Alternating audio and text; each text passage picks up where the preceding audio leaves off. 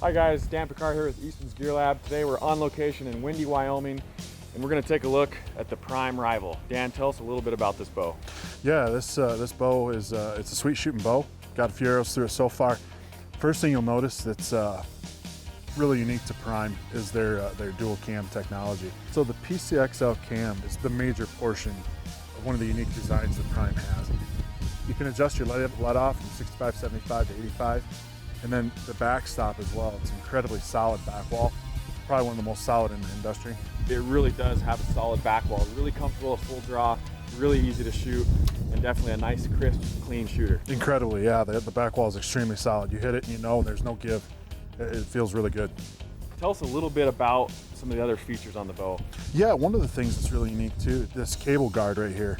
What you can do is you can actually adjust the distance between the cable guard and your fletch so you can maximize your fletch clearance, your vane clearance. And so it'll actually bend in or out depending on how you adjust the slide here. Cool, so the main factor with this bow that we're looking at here is the axle to axle. Yeah, and this one too, you know, with the longer draw shooters and the taller guys like me and, you know, Scott is a taller guy, they have a tendency to prefer the longer axle to axle bow, a little more forgiving. Sometimes they can be a little slower. Typically they are, but you know, I'm not a speed guy anyway. I like the smooth draw and the solid base that the longer axle to axle bow provides. Right, and this is still a pretty high performance bow. I think the IBO is at 340 feet per second. We still have, it was a 6 1/4 inch brace height. Yep. And it has everything equipped to be a very solid Western hunting bow for guys that like the longer axle to axle. So Dan, tell me about the components on this bow. Yeah, so what we have here is G5 C-Max rest, and it's a full containment rest.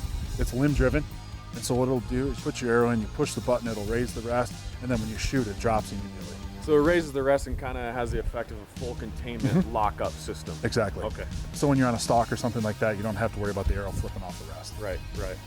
Great. So the sight we have here on this bow today too is the G5 Optics CR2. It's a 2-pin sight. The really unique thing about this sight is the top pin is fixed, so you can sight that in for 20 or 30 yards. And then the bottom pin is a floater based off of this dial here. And so as you step back in yardage, 40 to 50 to 60, and you figure your drops, you can mark those on this tape here, dial for a quick shot, and let it rip. Okay, well let's put a couple arrows down range and then we'll see how broadhead shoots. Sounds good.